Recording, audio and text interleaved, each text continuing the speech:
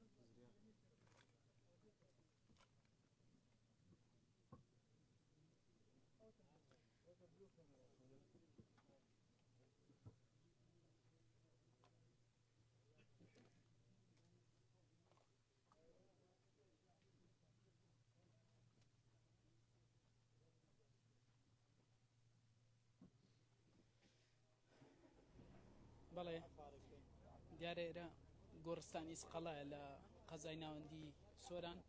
ئەمڕۆ یوسف سۆفی عەلی کەسایەتی دیاری ناوچەکە کۆتی دوای کرد.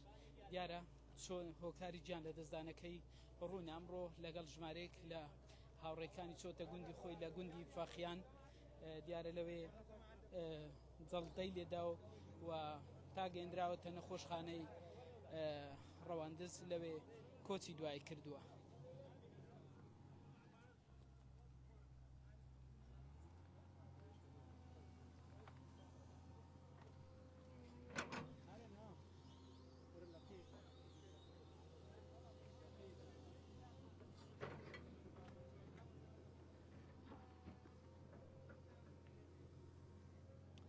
یوسف سۆفی عەلی لە ساڵی 1957 لە گوندی فەقیانی قەزای ڕەواندز لەدایک بووە.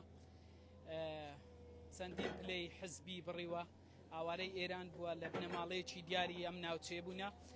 دیارە پلەی بەرپرسی لیژنەی ناوچەی ڕەواندزی هەبووە، بەرپرسی لیژنەی ناوچەی گیانە و دواتر ئەندامی لەق، دواتر لە ئەندامی لەقەوە بۆ کارژێڕی لەق. یوسف سۆفی عەلی یەکێک لە کەسایەتی هەرە دیارەکانی سنووری ئیدارەی سربەخۆی سۆران بووە. ئاوارەی ئێران پێگەیەکی دیار، کەسێکی دیاری کۆمەڵایەتی ناوچەکە بووە. چەند ساڵێکە لە نێوبارەگای لەقی دەی پارتی دیموکراتی کوردستان لە بەشە جیاوازەکانی لەق درێژە بەکاری حزبەتی ئەداش و ئەمڕۆ لە کاتی چوونی بۆ گوندی فەقیان کە گوندەکەی خۆی زێدی با و باپیرانە لەوێ لەگەڵ ژمارەیەک لە هاوڕێکانی دیارە گوتیتی سەر ئێشەیەکم لێە، کەس گوتوویەتی سەر ئێشەم لێە جەڵتەی لێداوە. دیارە پێشتریش جارێکی تر جەڵتەی لێداوە، بەڵام جەڵتەکە بە سوچی بووە، ئەوەندە قورس نەبووە کە بکەوێت. بۆیە ئەمڕۆ کە جەڵتەی لێداوە ڕاستەوخۆ گەیاندیانەوە نەخۆشخانەی ڕەواندز لەوێ دیارە بەر لە گەشتنی بە پێوزانیاران دەستزاری کرمانجی کەوتونە. یوسف سۆفی عەلی گیان لە دەست دەدات. ئێستاش لە گۆڕستانی سقەڵا بە ئامادەبوونی خەڵکێکی زۆر بەرپرسانی حزبی و حکومی و هاوڕێ و هاوسەنگەر و هاوپۆلان و دراوسێکانی ئەو لە تەواوی قەزا و ناحیەکانی سنووری دارەی سربەخۆی سۆران خەڵکێکی زۆر هاتووە مەبەستی ناشتن یاخود بەشداریکردن لە مەراسیمی بە خاکسپاردنی تەرمی یوسف سۆفی عەلی.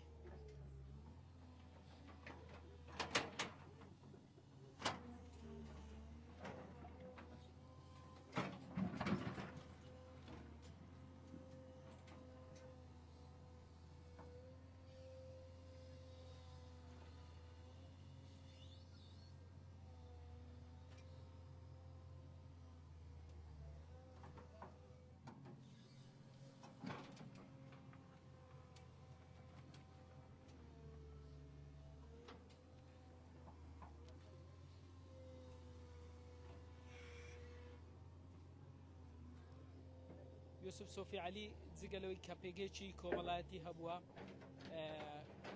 لەگەڵ خەڵکیش زۆر لەو پێگە کۆمەڵایەتیای خۆستۆتەوە کە سەردانی هاوڕێ خزم و کەسوکاری بکات لێرە ئەمەش هۆکار بووە کە کەسێکی ڕێز لێگیرا بێ دیارە لێرە هەندێک وتار لەبارەی گیان لە دەستدان یاخود مردنی یوسف سۆفی عەلی لەلایەن گوتاری هەریەک لە ڕێبواربەکەی بەرپرسی لە قیدەی پار دیموکراتی کوردستانتان بۆ گوازمەوە کە هەرچەندە دکتۆر ڕێبوار ماوەیەکی کەم لەگەڵ یوسف سۆفی عەلی دەوامی کردووە لەبەرەوەی کۆنفرانساتی پارتی کرا بزانم پەیامی ئەو وەکو بەرپرسی لە قیدای پارتی دیموکراتی کوردستانتان بۆ دەگوازمەوە.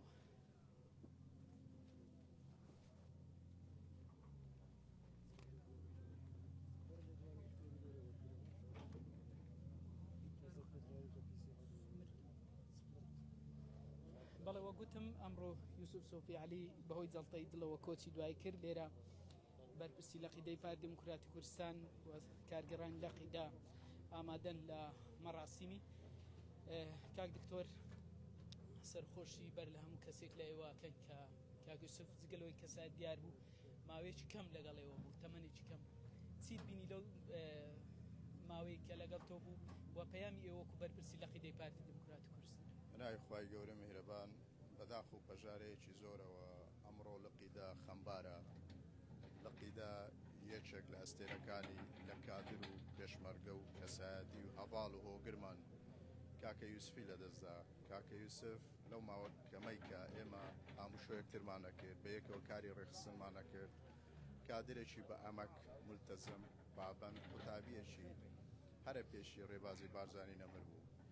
کاکە یوسف هەر لە تەمەنی لاوەتیەوە لە ڕێزەکانی یەکێتی قوتابیان و لاوان هەستێکی ئەو تۆی هەبوو لای گەڵاڵە بوو کە پێویستە لە ڕێزەکانی یەکێتی قوتابیان و لاوان خەباتێک بکە وجدانی خۆی ئاسوودەکە لە پێناو کورد و کوردستانە لە ڕێزەکانی یەکێتی قوتابیان و لاوان درێژە بە خەباتی خۆدا. دوای ئەوە چەکی شەڕف دەخاتە سەرشانی و دەبێتە پێشمەرگە و شەڕەفی ئەوەی بەرەکەوێت کە لە داستانی خواکوڕ بەشداری بکە. لە دوای ڕاپەڕینیش بەردەوامە بێ لە درێژە پێدانی خەباتی نەتەوەیی و خەباتی کوردایەتی و پارتایەتی دێتە نێو ڕێخستنەکانی خۆمان لەوێ لە ڕێخستنەکانی پارتیمان درێژە بە خەباتیەدا هەموو پلەکانی ڕێخستن دەبڕێت تا دەگاتە کارجێڵق. کاکە یوسف کارجێڵقەکی بە ئەزمون بەتوانە لێوەشاوە بە سەلیقە زۆر پابند بوو بە ئەرکەکانی خۆی لە هەموو ئەو دانیشتانەی کە لەگە کاکە یوسف بەیەکەوە گەنگەشەی بابەتەکانمانە کرد. قسەی سەرەکی و کۆتایی کاکە یوسف ئەوە بوو کە بتوانن بەرگریەکی ڕەوا بە هەمومان لە قەزیەی کورد بکەین لە مافە دەستوریەکانی خۆمانکەین. زۆر بەخەمەوە بوو بۆ وڵاتەکەی بۆ نیشتیمانەکەی بۆ ئەو ملەتە زۆر بە دڵگیر دڵ بەخەمەوە بوو کاتێک کە بیزانی بە تەنگەژەیەک ڕوبەڕووی هەرێمی کوردستان بووتەوە. زۆر بەخەمەوە بوو بۆی کە هەر هەمومان بتوانین دەست هەڵگرین و بتوانین بەیەکەوە خزمەتێکی ئەو وڵاتە بکەین. بۆیە بە لەدەستدانی کاکە یوسف بەڕاستی خەسارەتێکی گەورە بوو بۆ ڕێخستەکانی ئێمە و بۆ لە قیدە بەگشتی بەو بۆنا خەمناکەوە پرسە و سەرە شوێی خۆمان ئاراستەی بنەماڵەکەیەکەین ئاراستەی کادر بە کادری سنووری لە قیدە و پارتیمانەکەین. ئینشاڵڵا دوا ناخۆشیانم بێ و ئینا لله ئینا ئیلەیه ڕاجعون. پەیامی دکتۆر ڕێبواربەکەی بەرپرسی لە قیدەی پارتی دیموکراتی کوردستان بوو لەبارەی کۆچی دوایی کەسایەتی و کادری پێشکەوتوو یوسف سۆفی عەلی. وە گوتم ئێستا لە گۆڕستانی سقەلا تەرمەکەی بە خاک دەستپێرێت خەڵکێکی زۆر لە تەواوی قەزا و ناحیە و دێهاتەکانی سنووری دارەی سەر بە خۆی سۆران و دەرەوەی سۆرانیش هاتوون بە مەبەستی بە خاکسپانی. کەمێک پێش ئێستاش تەرمەکەی هەر لە نێو لە قیدەی پارتی دیموکراتی کوردستان لەوێش تازەگولنەی لەسەر دانراو ئێستاش لە گۆڕستانی ئیسقەلا لێرە تەرمەکەی بە خاک دەست پێرێت بە کاڵای پیرۆزی کوردستان لەسەر گۆڕەکەی دانراوە.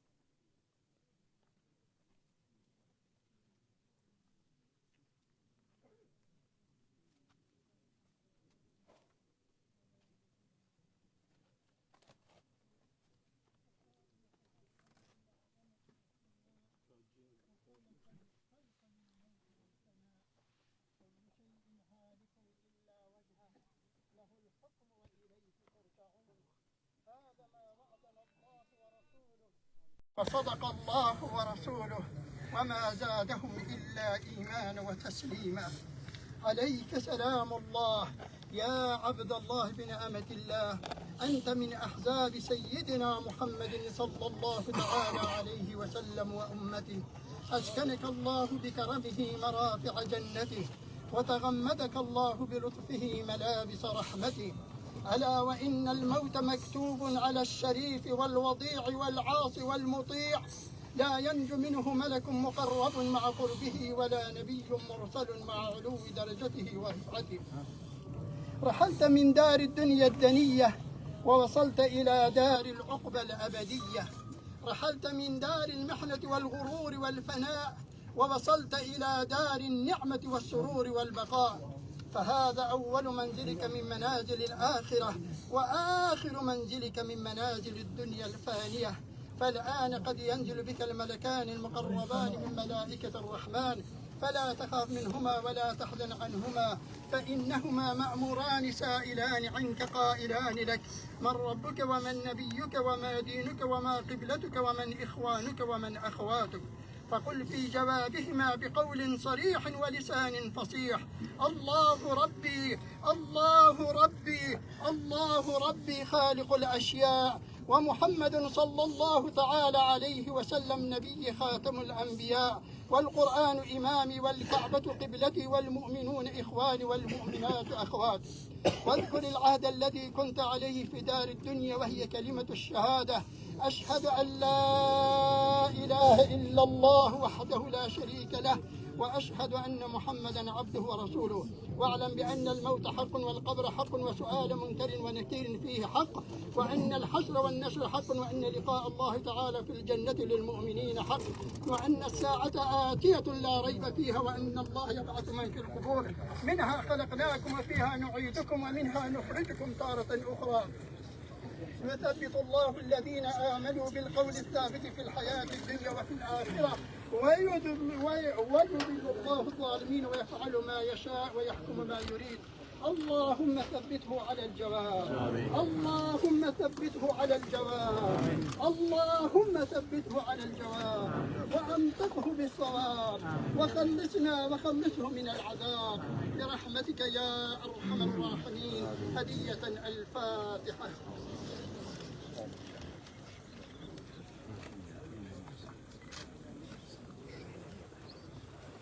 يا ربي خذ عفونا، يا ربي خذ عفونا، يا ربي خذ قدري ومن أول بك، يا ربي خذ قدري بك مرقد بحشت، يا ربي خذ فردوس الأعلى الشاد بك، يا ربي خذ عفو آذر كي خذ مريد أجهد عفو آذر كي خذ خيرا لهم يا جبني يا ربي. بسم الله الرحمن الرحيم. وإن الموت الذي تفرون منه فإنه ملاقيكم إن شاء الله. عالم الغيب والشهادة صدق الله العظيم. وقال دوستا عثمان كيف نملا رايقولا هذا كيف تعمل أمره لقيدا براستي خمبارة لقيدا تيكو شرشي لدى قادرة إيش مرقي سياسة مدارك كساتية أم كساتية شين تنزيليات نكتة على ركسة كان فاتحة وقت بدري لسر حاستي جباتي دي رئيس وتقدير أم كساتية بنما عليه شيء تيكو شهيد تدون بارتي تدون واجتماع تدور وكيفي اجتماع هلا كماني لاويتي خويا وكاكي يسر لرئيسة كاني متابعان ولاوان خويتي كاكي يسر على سرطاي كماني لاوتيوا هستي أوي لا قوالة بوا كفويسا همو خاقي وزيك وخرج بكري صرف بكري دفنا وكل كردستان كاكي يوسف دريجة بخباتي خويا دا وشكي بيشمرقاتي وشكي شرف أخات السرشاني وبجدارية كان داستاني خواكو هاد بوشنا وستي لدواي رافرينيش كاكي يوسف لريزكاني خومان ريزكاني بارتي وريخسكاني إما همو بلاكاني ريخستن دبري تا دەبێتە کارجێڕلە کاکە یوسف لەو ماوەکەمەی کە ئێمە هەمووشۆ یەکترمانە کرد بەیەکەوە بووین گەنگەشەی بابەتەکانمانە کرد خەمی سەرەکی کاکە یوسف خەمی وڵات و نیشتیمان بوو لە هەموو کۆبوونەوەکانە لە هەموو گەنگەشەکانە قسەی لەسەرەوە کرد کە پێویستە ڕۆژێک بێ سەربەستی یەکجاری گەلی کوردستانە لە هەمبەر ئەو ستەمەی کە بەغدا و نەیاران و ناحەزانی پارتیمان و کوردستان دەینوێنن بەرامبەر بە قەزێکون بۆیە کاکە یوسف هەر تەنها لە بنەماڵەکەی نەچووە لە ئێمە شۆوەکو پارتی لە خەڵکی ڕواندزی شووە لە کوردستانی شووە چونکە خەمی کاکە یوسف خەمی هەموو کوردێک بوو بە بۆنە خەمناکەوە ئێمە پرسە و سەرخۆشی خۆمان ئاراستەی بنەماڵە بەڕێزەکەیەکەین دوان ناخۆشیان بێ ئینشاءالله وئینا لله ئینا ئیلەیه ڕاجعون هەمووتان بەخێر بێن سەر و سەرچاون ئەزیەتتان کێشان خوای گەورە پاداشتی خێرتان بداتەوە زۆر زۆر بەخێر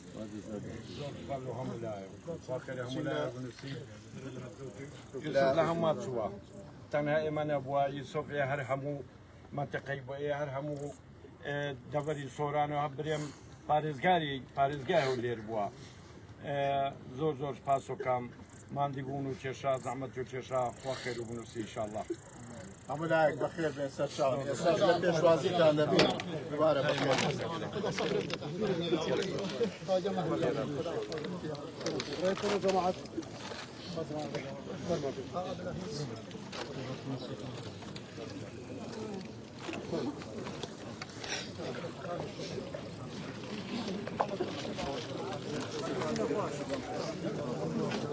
جماعة برسالة مسقوتي شيخ ياسين يا كاتو مسقوتي شيخ ياسين بياني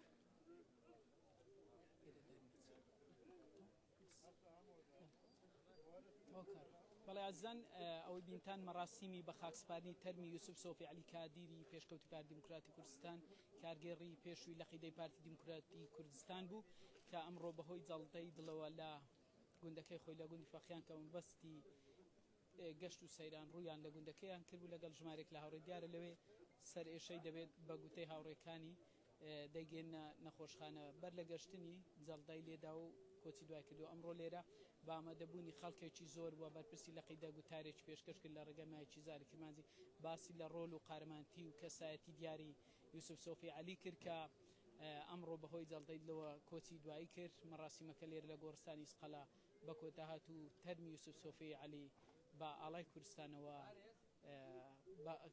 بە خاکسپێرەوە تەرمەکەشی بە ئاڵای کوردستانەوە داپۆشراوە بەڵێ